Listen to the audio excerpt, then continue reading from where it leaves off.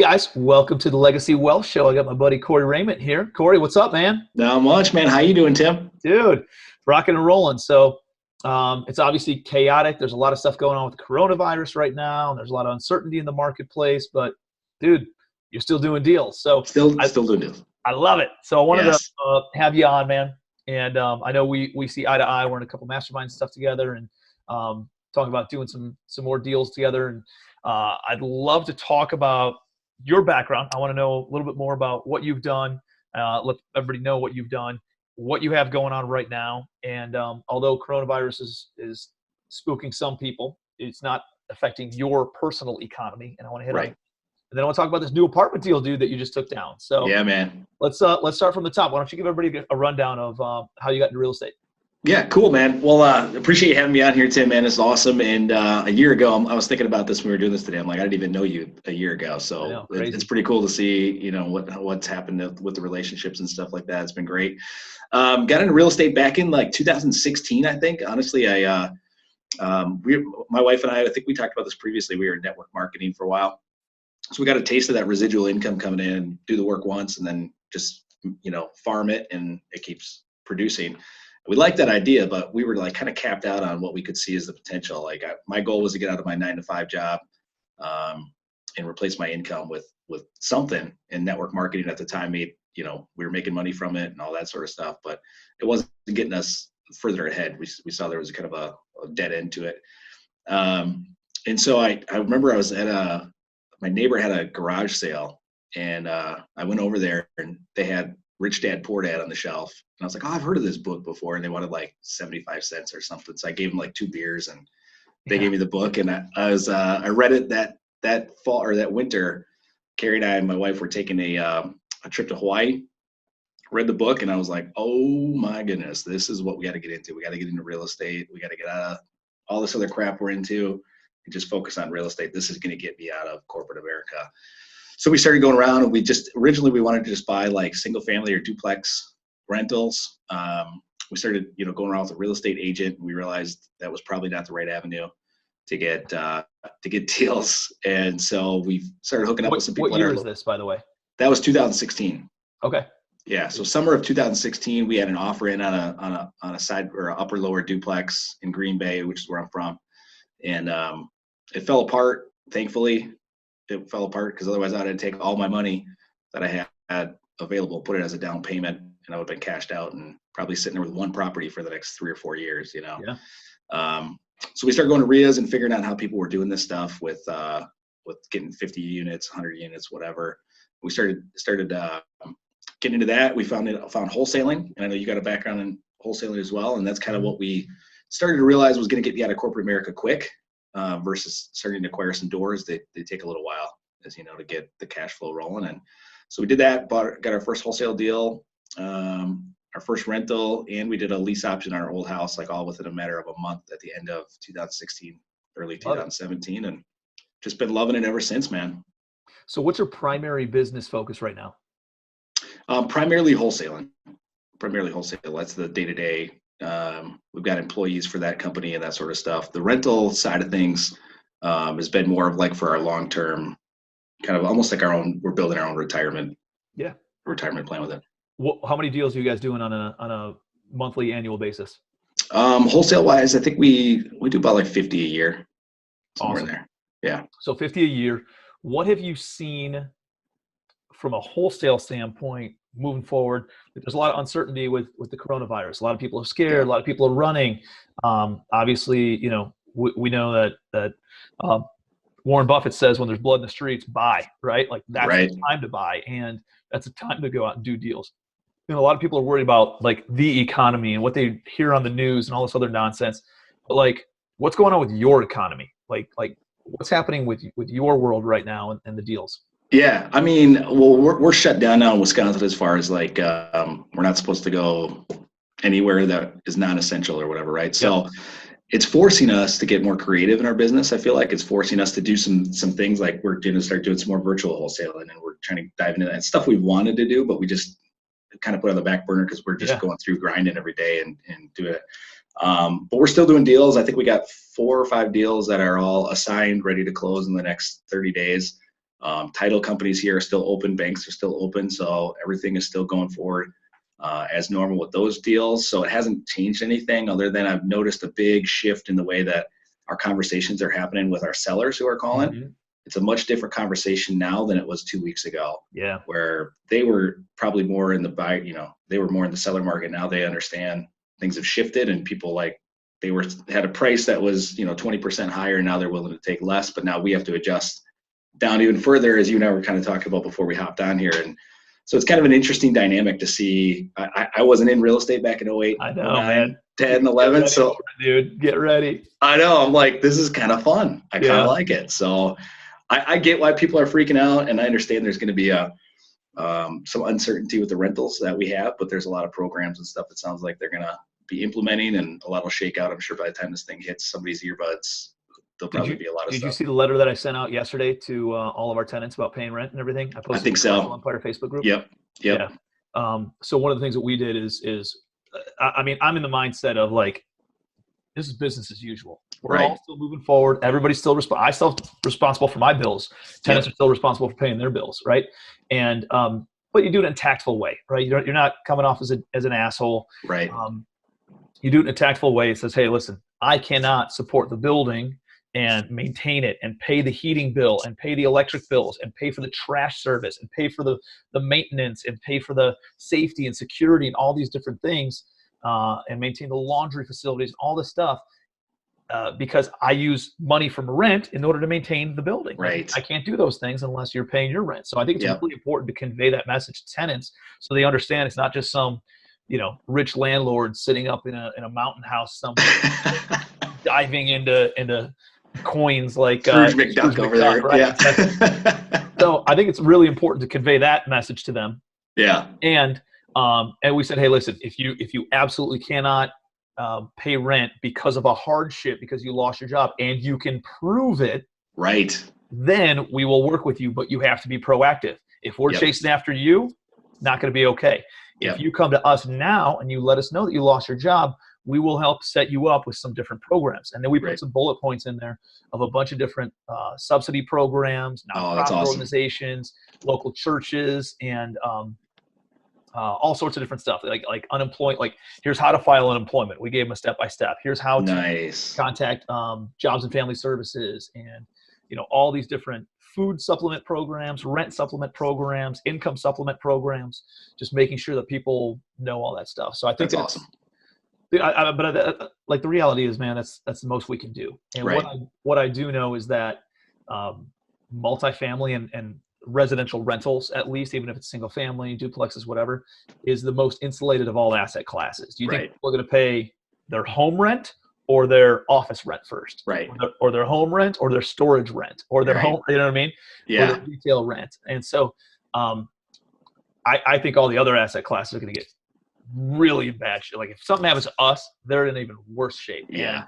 And it's going to be so many people in such bad condition that we're going to have to, the government's going to have to step in and help everybody out because of that situation. So yeah, we're seeing some calls already from people who have commercial buildings, which we're not really in the commercial space. As far as when I talk commercial, I mean office or dental offices or these types of things. They're calling us asking if we can do something for them, and that's not our asset class. So we're kind of turn them away, or just turn them off. Turn them off, or turn them to a real estate. Turn them to a real estate agent. We get a referral fee if they end up listing it and selling it or something. But yeah. Well, I think it's one of those things where if the numbers make sense, we're still maintaining that, right? And so we're talking to them, and one of the things that we're doing is we're talking to them from a standpoint of, hey, listen, there's a lot of uncertainty in the market, as you know, right? Yeah. And so here's what we can do. There's zero financing options for office and hospitality right now. Yeah. It does not exist. And most retail also. Like zero financing. The only thing that anybody's still lending on a little bit because of federal mandates is multifamily. Yeah. And so, right now, nobody can buy anything with financing. So one of the conversations we're having is, will you seller finance it to us? Right. So hey, no problem. We'll still buy as long as you're willing to seller finance it. And it gets us into some deals at a lower price point with them holding the paper. So now it's non-recourse, it's my attorneys drafting it up. So it's non-recourse, minimal down payment, like terms that are very beneficial to us. And so we're having those conversations. We haven't closed on anything yet, but we're having a lot of those conversations. The other thing that we're doing is we're putting options on a lot of properties. So we're just nice. And for like a 6 month, so we're locking in a certain price point for the next 6 months, and we're doing like, hey, here's $10, for the option to buy your place at $2 million. And, wow. Maybe today it's worth $3 million. Maybe in 6 months, it lets us ride out the storm though. And in 6 months from now, we can say, hey, now it's worth $4 million. Let's take it down. Or it's only worth $2.1 million. Let's either renegotiate it or just walk away. So, oh, that's awesome, dude. I'm writing that down right now. Yeah. So I think that's some cool stuff that could definitely be done to capitalize on the situation here. And obviously, like, we're talking about capitalizing on situations, not on taking advantage of people. Right? Totally. So I think that's a big mindset shift too for a lot of people, is make sure that we're not trying to hope people are in a desperate circumstance. But the reality is, like, there's a lot of people who are in a tight spot and they'd rather have cash in their pocket and less cash in their pocket with peace of mind than try to get the most they could possibly get for a certain property. So it does set up a situational opportunity for us to get involved in deals that we can help still solve problems for sellers and get involved. That's great. What's going on with your buyers? So you still have 5 wholesale deals closing in the next 30 days. Your buyers, anybody kind of, hey, I'm waiting to buy, I'm holding off for a little bit, anything like that? Yeah, we've kind of seen like half and half so far. I haven't had really the opportunity to go through and try to connect with a lot of our more active buyers to find out what's been going on, because we have had some deals come up and we've been kind of just trying, let's get some revenue coming in the door to keep things moving forward and all that sort of stuff. And it's been great. We've been very fortunate on that end of things. But I've seen kind of both ends of the spectrum. Like, some guys and gals are really overreacting, I would say. Like, there's some great deals that are still being had, and they're like, oh, this is going to be like bottom of the barrel back in 2008. Like, I'm waiting till everything hits zero again before they're going to buy. And then there's the other people that are like, hey, this is still a great deal in 6 months to a year. When everything comes back in their mind, then I'm going to stand to either make a healthy profit on this thing, or I'm going to be able to pick something up and cash flow it for the long haul. So I'm kind of getting both ends of the spectrum. I mean, some people that are just pumping the brakes and holding off and just keeping cash, not doing anything. So I kind of got a mixed bag. I've got some people that came out of the woodwork now that haven't ever bought anything from us, and now are coming to some of our stuff and want to get back involved again, because, as Warren Buffett says, right, there's some blood in the streets, so they're coming back out. So. And part of the conversation here, especially in these times, it's important but there's 2 types of people out there. There's thermostats and there's thermometers. Here's what I mean by that. The thermostat sets the temperature. It does the influencing, right? Yep. The thermometer is the one that goes up and down based on being influenced. And a lot of people right now are being influenced in a big way. They are thermometers of individuals, right?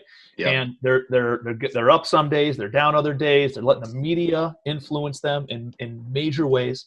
And people like us, who are the thermostats, who set the temperature, who set expectations. Like, I have the same conversations with some of my private money lenders, with buyers of properties, and also I'm like, listen, what are you getting? Time the market? Who are you, friggin' Nostradamus? Like, what do you have time the friggin' market? Right. Like, the best way to capitalize on this is to buy good deals today. Yeah. And you keep on buying, and you just keep your dollar cost averaging over time. Yeah. And so 2009, 2010, you're not going to buy properties because you think it's going to bottom out in 2012. You can buy anything in 2009, 2010 for pennies on the dollar. Yeah. And like, if you're a good real estate investor and a good business person in any capacity, like, you can make deals in a good economy, you can make deals in a bad economy.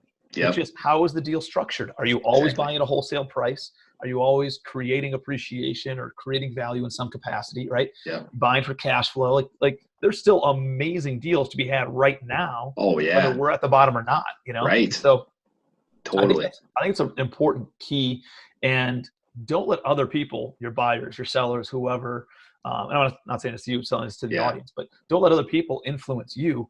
You should be the thermostat. You should be the one doing the influencing, educating people that it's still a great time to buy. It's still a great time to invest. It's still a great time to take deals down, because of the uncertainty that's in the market. And we're not going to stop. We're going to keep on doing deals over time, and it'll dollar cost average out across all of our deals. And, dude, I firmly believe, I've been saying this, dude, everybody, all the conversations and people who call me up, I'm like, dude, I've waited the past 15 years for the next 15 months. Yes. Like, I am so friggin' amped up about what's about to happen.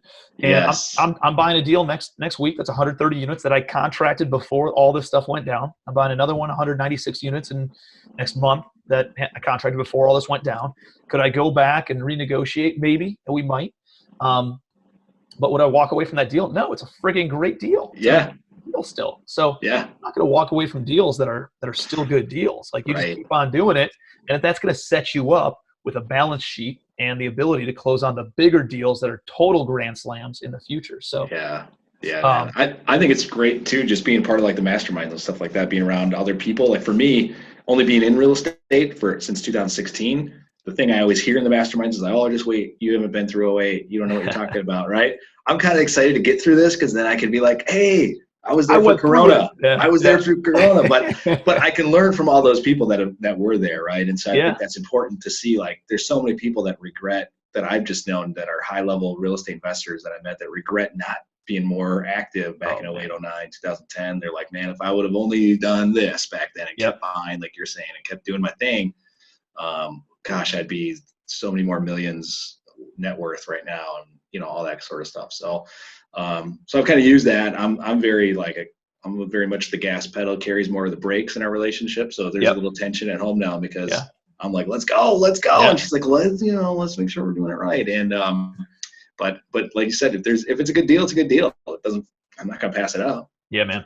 Got to keep rocking and rolling, man. Don't let fear paralyze you. That's right. Keep on buying. Real estate over time will always be an awesome deal, and you're great at finding wholesale price deals, right? Like, that's the key here. The construction budget is a fixed cost, right? It's a fixed price. The stabilized value, that's a fixed number. So as long as you can back in from the stabilized to and deduct out construction costs, leave some profit in there, and you buy it at a wholesale price, you'll always be good to go. Yep.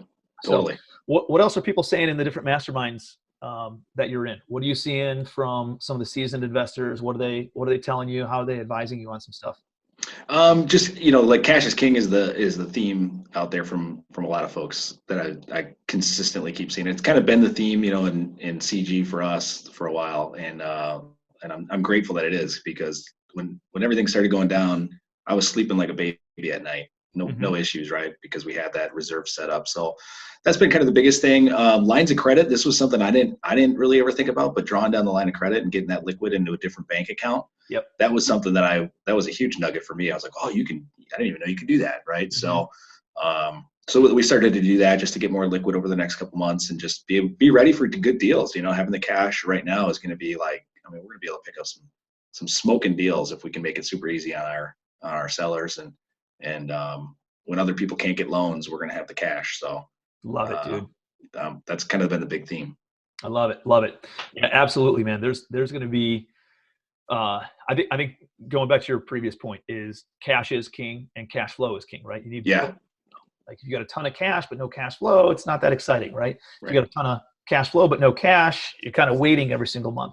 Right.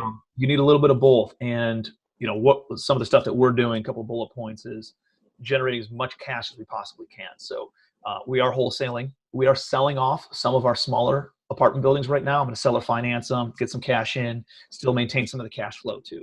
Nice. Right. We're working on refinancing some stuff, and we're still raising money for new deals, and we're over raising and making sure we have big reserves for each of those deals. And so that way we can cover operating costs and we can capitalize on new opportunities. That's awesome. That pop. So yeah. And one of the other things, like from a personal standpoint, I've never really done the whole, like, dude, I hate dealing with banks. Every time they ask me for paperwork, I'm like, dude, I'm not dealing with this shit. 3 times as much interest to a private investor who will wire me money tomorrow. Right. Right. So, but right now, like, we're putting a HELOC on our house. We're doing, I'm going to go get a business line of credit from my bank tomorrow, actually. Nice. With them at 2:00. And again, just pulling the cash. I would rather have cash and debt than no cash and no debt, right? Right. And so we already got some cash, obviously, but I Right. want more cash, and I'm Right. okay having a little bit of debt at 3.5%, 4%. Who gives a crap, right? Exactly. And just pull out as much as you can, because guys like us, we know how to go out and deploy it into better deals. So that's good, man. So what are you doing with how many rentals do you have right now? I think we're at 106 doors. Dude, congratulations. Yeah, thanks, bro. How many did you have when we met one-on-one? What was it, last fall, right? Yeah, I'm trying to remember if we'd closed on a 28 unit then, or if we were about to close. Yeah, I think you were like right in the process of closing. We were right in the process of it. So we were probably like around 40s, probably in the 40s. I love it, dude. So tell me a little bit about what it's been like transitioning from single family, wholesale, single family, fix and flips, single family rentals into the apartment game. Man, I love it, man. It's just like the scales of economy. It just jacks me up. Like seeing net operating income and applying a cap rate and then just seeing the value. And it's so simple to me. Like it's way easier than trying to find comparable sales on a duplex. And then the appraiser comes through and they don't use the ones that are obvious and they use whatever one they want to use, and it screws up your net worth based on one dude's opinion, right? Yeah. Or like apartment, it's like, here's the numbers, here's the cap rate, here's the value. And it's so easy to predict when you're buying how much spread you're going to have and how much you can stick into it. Like it took a little while. I mean, the first couple of apartments we did, and this is probably really before we even met you, I think we overpaid for them now looking back on it. I don't regret it because it got us in the apartment game. We bought a couple 16 units within about 6 months of each other. And we're still putting cash into them every month to get them remodeled. And it's been a slow burn of cash. We're not really making anything on them right now, but I don't regret it because I know in a year they're going to be just fine and we'll have everything handled and then they'll cash flow. But the one that we just picked up, we've got plenty of spread. We built in all of our rehab costs up front to do all the big CapEx stuff and take care of it all right away. Based on a lot of stuff I learned from sitting with you in your office in Cleveland, man, and I appreciate everything that I learned from you because it helped us a ton when we structured this deal to make sure that we were covering a lot of that stuff. Tell everybody how you came across it, right? We're sitting in my office in Cleveland. You're like, dude, how are you getting these apartments? And what happened? Yeah, so you were talking about how you just send an email out to your network, and you've just built up a ton of contacts and all the realtor contacts and anybody involved with MLS in your area. I was like, well, I already have that list from in my area. And so you and I just sat down, we wrote up an email right there on the spot, sent it out. I think we had phone was blowing up the rest of the day. I think like 50 people respond. It was just before lunch. It was like 11 o'clock. And I remember we went and grabbed lunch, like a late lunch at 1, 2 o'clock. And you had 40, 50, 60 emails and responses thereafter. That's awesome. Yeah. So that one didn't produce the deal. But you were talking about staying consistent with that messaging and tweaking it here and there, depending on what you're looking for. So I sent out another one like 2 weeks later. I got a little more specific with my buying criteria on it. The first one was kind of more like, hey, I've got a certain amount of money and I'm looking to deploy it by the end of the year. And then the second one was a little more specific about what I was looking for, because I was getting a lot of people sending me listings and stuff like that, which is fine. It got the conversation rolling. It got me in front of them. But then the second one, I sent out my financial advisors on our email list. And he called me up. He had a client who went through a divorce like a year before, and she was self-managing this 39 unit mixed use building, and she was ready to be done, just cash it in.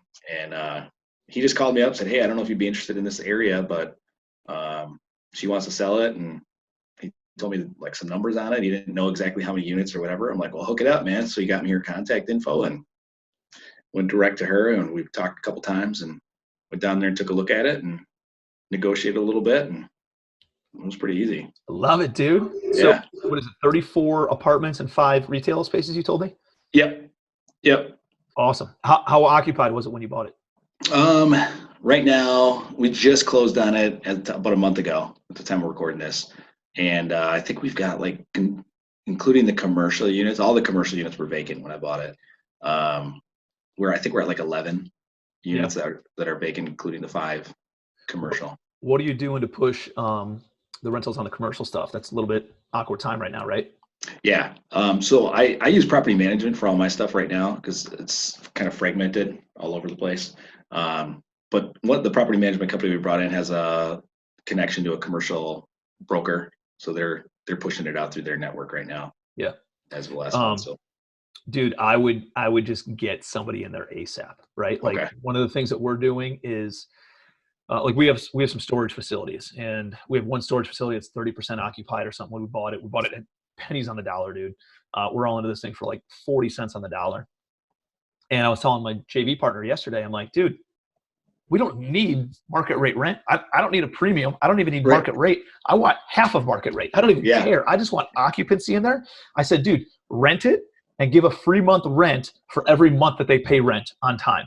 Right. Yeah. So you pay rent on time, next month's free. You pay rent on time. That's a great idea. I was like, dude, who cares? Just get people in, because once somebody's in for an office tenant, a retail tenant, or like a storage tenant, they're not leaving. You know, I mean, they're locked in for years, so they don't want to move anything. So it doesn't matter what it looks like. Just get somebody in, get some sort of revenue generating, get a long-term lease in place, and get aggressive, and make sure you're conveying that to your brokers, to your joint venture partners. Because that's great. As long as you're buying and you bought it at a wholesale price, right? As long as you buy it at the right price, it doesn't even matter. And so that's what gives you so many different options, right? Just buying at a wholesale price. Right. That's the key to this whole game. Yeah.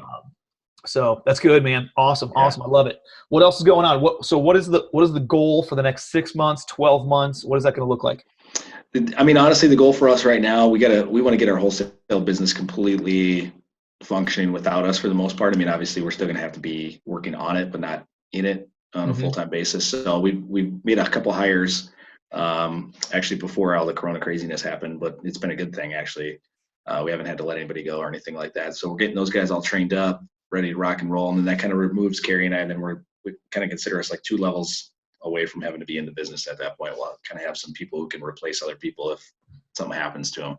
Yep. And then it's going to be along the same lines, really just dialing in, getting into the numbers with our rentals right now, and really get those things running as efficiently and as effectively as possible. I know it's going to be a little bit of a challenge depending on what happens with all this stuff, but at least just getting the expenses dialed in, cutting back on as much as we can on those things, holding our property managers' feet to the fire more than what we have been, and just really trying to get these 160 units operating to the level that they should be operating at.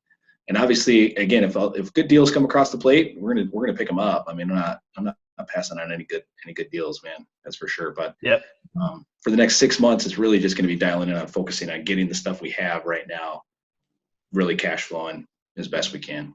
Yeah. So building up the cash, up the cash flow, putting yourself in a position to take advantage of a lot of these opportunities that will be arising over the course of the next 12, 18 months. So good stuff, brother. Well, dude, I appreciate you being here, man. Thanks for sharing the story. Yeah, we're gonna get connected again, and I'm sure I'll see you at some of the upcoming events and stuff too. So, dude, proud of you, man. It's exciting stuff, and you're just getting started. So well, I appreciate a lot of good things in the works. I appreciate everything, man, that you've taught me, and going to the events and sitting with you one-on-one and just everything, man. I just look back over, like I said, since October, how much has changed even just in one transaction. Like one transaction, and how much cash flow that can add, and how much equity that adds, and net worth that adds, and just one deal. I love it, man, and I appreciate everything. You're just a go-giver, dude, and you're always out there dropping knowledge bombs, and you're being the leader, dude. So I love it.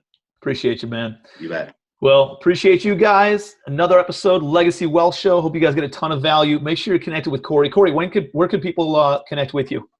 I got an Instagram, Corey Reyment on Instagram. That's COREYREYMENT, and then Facebook's probably the place I'm most active. So catch me out on Facebook and hit me up with a message or something. Awesome. This guy is an absolute rock star. So make sure you guys connect with Corey. He's a stud, phenomenal person, and look forward to building some wealth with you too, buddy. So man. Appreciate you guys. And until next time, see you on the Legacy Wealth Show.